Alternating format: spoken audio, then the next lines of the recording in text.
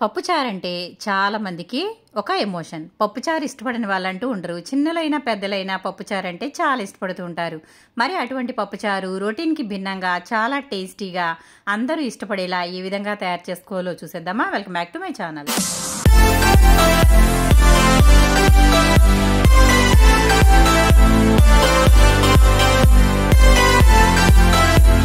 ముందుగా నేను ఇక్కడ 200 గ్రాముల కందిపప్పు అయితే తీసుకున్నాను. ఈ పప్పుచారుకి కందిపప్పు అయితే బాగుంటుంది. చాలామంది పప్పుచారు అంటే పెసరపప్పుతో కూడా చేస్తూ ఉంటారు. పప్పుచారు చాలా రకాలుగా చేసుకోవచ్చు, కానీ మనం చేసేదానికైతే కందిపప్పే బాగుంటుంది. నేను డైరెక్ట్గా కుక్కర్ గిన్నెలో వేసేసుకుని దీనిని శుభ్రంగా 2 సార్లు అయితే బాగా ఈ విధంగా కడుక్కోవాలి. ఎందుకంటే పైన పాలిష్ అనేది ఉంటుంది కాబట్టి శుభ్రంగా కడుక్కోవాలి. ఆ తర్వాత ఏ గ్లాస్తో అయితే కందిపప్పు తీసుకున్నామో దాంతోనే 2 గ్లాసుల వాటర్ అయితే వేసుకోవాలి. నేనైతే ఈ గ్లాస్తో కందిపప్పు తీసుకున్నాను, అలాగే అదే గ్లాస్తో 2 గ్లాసులు వాటర్ తీసుకున్నాను. అందులోనే 1 స్పూన్ అయితే పసుపు వేశాను, 1.5 స్పూన్ కారం వేశాను, కొంచెం ఆయిల్ వేసుకుని దీనిని మూత పెట్టేసి చక్కగా ఒక 4 విజిల్స్ అయితే రానిచ్చేయాలి. డైరెక్ట్గా మనం ఇంకా ఇందులో కారం, పసుపు, ఆయిల్ మాత్రమే వేసాము, ఇంకేమీ వేసుకోలేదని గుర్తుంచుకోండి. ఇక్కడ పప్పు అయితే విజిల్స్ పెట్టేశాను. ఆ తర్వాత ఒక 2 పెద్ద సైజు టమాటాలని ఈ విధంగా పొడవుగా కట్ చేసుకున్నాను. ఆ తర్వాత 2 చిన్న ఉల్లిపాయలని ఇలా సన్నగా కట్ చేసుకున్నాను. మీకు ఒకవేళ 2 ఎక్కువ అనుకుంటే 1 పెద్దదే కట్ చేసుకోండి. ఆ తర్వాత ఇక్కడ పచ్చిమిర్చి మాత్రం నేను దగ్గర ఒక 10 పైనే పచ్చిమిర్చిని నిలువుగా కట్ చేసుకున్నాను. అలాగే ఒక పెద్ద సైజు నిమ్మకాయ అంతా చింతపండుని శుభ్రంగా కడిగి వాటర్ వేసేసి నానబెట్టేసుకుంటున్నాను. మనకి పప్పు ఉడికేలోపు ఈ చింతపండు అయితే చక్కగా నానిపోతుంది. మనం తయారు చేసుకునే టేస్టీ పప్పుచారుకి ఈ విధంగా చేసుకుంటే చాలా బాగుంటుంది. అలాగే ఇప్పుడు స్టవ్ మీద బాండీ అయితే పెట్టేసి దాంట్లో కొంచెం ఆయిల్ అయితే వేస్తున్నాను. డైరెక్ట్గా మనం ఇంకా ఇక్కడి నుంచే మొదలు పెడుతున్నాం, ఎందుకంటే పప్పుచారు అంటే చివర్లో తాలింపు పెడతారు కదా, కానీ మనం ఫస్టే వేస్తున్నాం ఇక్కడ. అందులో నేను ఒక 10 వరకు వెల్లుల్లిపాయలని క్రష్ చేసి వేసుకుంటున్నాను. అలాగే కొంచెం ఆవాలు, కొంచెం జీలకర్ర వేసి వీటిని బాగా వేయించుకోవాలి. ఈ విధంగా మనకి వెల్లుల్లిపాయలు ఎక్కువగా వేసుకుంటే పప్పుచారు అనేది చాలా బాగుంటుంది. అలాగే ఒక 2 ఎండుమిర్చిని ఈ విధంగా చిన్న ముక్కలుగా కట్ చేసి అయితే వేసుకుంటున్నాను.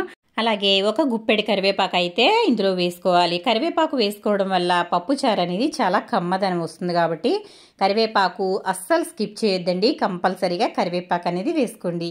చూసారు కదా, ఇలా అయితే కరివేపాకు కూడా వేసేసుకున్నాక ఇదంతా బాగా వేగిపోయిన తర్వాత ఇప్పుడు మనం కట్ చేసి పెట్టుకున్న ఉల్లిపాయ ముక్కలు ఉన్నాయి కదా, ఉల్లిపాయ ముక్కల్ని పొడవుగా కట్ చేసి పెట్టుకున్నాం కదా, ఇవైతే ఇందులో వేసేసి చక్కగా మగ్గనివ్వాలి. ఇవి కొంచెం కలర్ మారితే సరిపోతుంది, మరీ మెత్తగా అయిపోవాల్సిన అవసరం లేదు. మనకి పళ్ళ కింద తగిలేటట్టు ఉంటే బాగుంటుంది. అలాగే పచ్చిమిర్చి కూడా ఇందులో వేసేసుకుంటున్నాను. ఈ పప్పుచారుకి బాగా రుచికరంగా ఉండేది, ఫ్లేవర్ ఇచ్చేది పచ్చిమిర్చేనండి. పచ్చిమిర్చి ఎక్కువగా వేసుకున్నట్లయితే పప్పుచారు అనేది చాలా బాగుంటుంది. ఇది కూడా వేగిపోయిన తర్వాత మనం కట్ చేసి పెట్టుకున్న టమాటా ముక్కలు వేసేసుకోవాలి. టమాటా ముక్కల్ని కూడా చక్కగా మెత్తగా మగ్గనిచ్చేయాలి.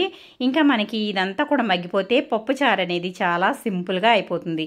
చూసారు కదా, ఇప్పుడు మూత అయితే పెట్టేసి ఒక 2-3 నిమిషాల పాటు చక్కగా మెత్తగా టమాటా ముక్క మెత్తబడే వరకు మగ్గించుకోవాలి. అలాగే ఇందులో రుచికి సరిపడా ఉప్పు వేసుకుంటున్నాను. నేను ఇక్కడ కల్లుప్పు వాడుతున్నానండి, కల్లుప్పు అయితే వేసుకోవాలి. ఇప్పుడు ఇదంతా కూడా చక్కగా టమాటా ఇంకొంచెం మగ్గే వరకు మూత పెట్టి మెల్లగా మగ్గనిద్దాము. ఆ తర్వాత మనం పప్పు అయితే కుక్కర్లో ప్రెజర్ అయితే పోయింది. ఇప్పుడైతే కుక్కర్ మూత తీసుకుని ఈ పప్పులో ఉండే వాటర్ అంతా కూడా వడగట్టుకోవాలి, ఇంకొక గిన్నెలోకి వడగట్టుకోవాలి. ఎందుకంటే పప్పు మనం రుబ్బుకోవాలి కాబట్టి. ఎందుకంటే వాటర్ ఉన్నాయంటే పప్పు మనకి నలగదు కదండి, కాబట్టి ఈ విధంగా అయితే చక్కగా రుబ్బేసుకోవాలి. పప్పు గుత్తితో మనం కింద కూర్చొని కాళ్ళ మధ్యలో పెట్టుకుని దీనిని అయితే పప్పు ఇలా రుబ్బాలి. ఇలా రుబ్బినట్లయితే పప్పు చక్కగా నలిగి రుచికరంగా ఉంటుంది. చూసారు కదా, ఇప్పుడు ఇందులో కొంచెం అయితే ఉప్పు వేసుకుంటున్నాను. మనం టమాటాల్లో కూడా అంటే పోపులో కూడా ఉప్పు వేసాం కాబట్టి ఉప్పు చూసుకుని అయితే వేసుకోండి. ఇలా ఉప్పు వేసుకున్న తర్వాత మళ్ళీ ఒకసారి అయితే చక్కగా రుబ్బేసుకోండి. ఇలా మెత్తగా అయితే రుబ్బేసుకోవాలి. ఆ తర్వాత మన పోపు అయితే చూద్దాము. తాలింపు అంతా కూడా చక్కగా మగ్గిపోయింది. ఇప్పుడైతే స్టవ్ అయితే ఆఫ్ చేసి గిన్నె పక్కకు పెట్టేశాను. అలాగే మనం తయారు చేసి పెట్టుకున్న పప్పు అయితే ఈ కుక్కర్ని స్టవ్ మీద పెట్టుకుని మనం పక్కకు తీసి పెట్టాం కదా వాటర్ అయితే ఇందులో పప్పులో అయితే కలిపేసుకోవాలి. ఇలా కలిపేసుకున్న తర్వాత ఇందులో ఇప్పుడు చింతపండు రసం వేసుకోవాలి. నానబెట్టుకున్నాను కదండి చింతపండు, ఈ చింతపండుని ఇలా చేత్తో బాగా పిసికి రసం అయితే తీసుకోవాలి. చూసారు కదా, ఇలాగా మనకి ఎంత రసం అయితే కావాలో చింతపండులో ఉండే పులుపు అంతా కూడా దిగేలాగా రసం అయితే తీసి ఇందులో వేసుకోవాలి. ఆ తర్వాత నార్మల్ వాటర్ కూడా యాడ్ చేసుకోవచ్చు. మనకి పప్పుచారు ఎంత అయితే సరిపోతుందో అంత వాటర్ అయితే యాడ్ చేసేసుకోవాలి. అలాగే మనం తయారు చేసి పెట్టుకున్నాం కదా పోపు అయితే ఇందులో వేసేసుకుందాము. ఇందులో వేసేసుకున్న తర్వాత ఇప్పుడు ఈ పప్పుచారుని స్టవ్ వెలిగించుకుని దీనిని మరగనివ్వాలండి. ఈ పప్పుచారు ఎంత మరిగితే అంత టేస్టీగా ఉంటుంది. ఈ పప్పుని మనం హైలో అయితే పెట్టుకోవాలి. హైలో పెట్టేసుకుని ఒక 10 నిమిషాల పాటు బాగా మరగనివ్వాలి. ఇలా తెరులుతున్నట్లుగా పప్పుచారు మరిగినట్లయితే రుచి అనేది చాలా బాగుంటుంది. 10 నిమిషాల పాటు హైలో పెట్టుకుని ఆ తర్వాత ఒక 5 నిమిషాల పాటు చిన్న మంట మీద పెట్టుకుని మరగనిస్తే పప్పుచారు అనేది రెడీ అయిపోయినట్లే. చూసారు కదా, కమ్మటి పప్పుచారు అయితే రెడీ అయిపోయింది. మరి పప్పుచారులోకి ఉప్పు చేప లేకపోతే ఎలా? మరి ఈ పప్పుచారులోకి ఉప్పు చేప కూడా రెడీ చేసేసుకుందాము.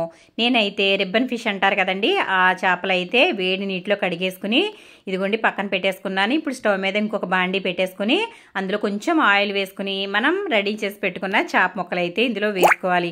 చిన్న మంట మీద ఇవి బాగా క్రిస్పీగా అయ్యే వరకు వేయించుకుంటే మన టేస్టీ ఉప్పు చేప రెడీ అయిపోతుంది. చూసారు కదా, ఇవి ఎర్రగా ఇలా వేగాలి.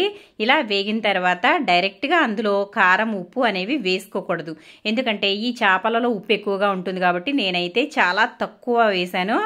అలా వేసిన తర్వాత పైన మనం కారం కూడా అదే మాదిరిగా చల్లుకోవాలి. ఒక ప్లేట్లోకి తీసేసుకున్న తర్వాత మాత్రమే ఉప్పు కారాలు అయితే వేసుకోవాలి. ఇంకా అంతేనండి, మన ఉప్పు చేప కూడా రెడీ అయిపోయింది. మరి పప్పుచారు ఉప్పు చేప కాంబినేషన్ అయితే మీలో ఎంతమందికి ఇష్టం? మాకైతే చాలా ఇష్టం. చూసారు కదా, నేనైతే ఇక్కడ 2 రెడీ చేసేసాను. టేస్టీ పప్పుచారు అలాగే ఉప్పు చేప రెడీ అయిపోయింది. మరి మీకు నచ్చిందా? వీడియో నచ్చితే లైక్ చేయండి, షేర్ చేయండి, సబ్స్క్రైబ్ చేయండి. మరిన్ని మంచి వంటల కోసం సుగుణ వంటలు ఫాలో అవ్వండి.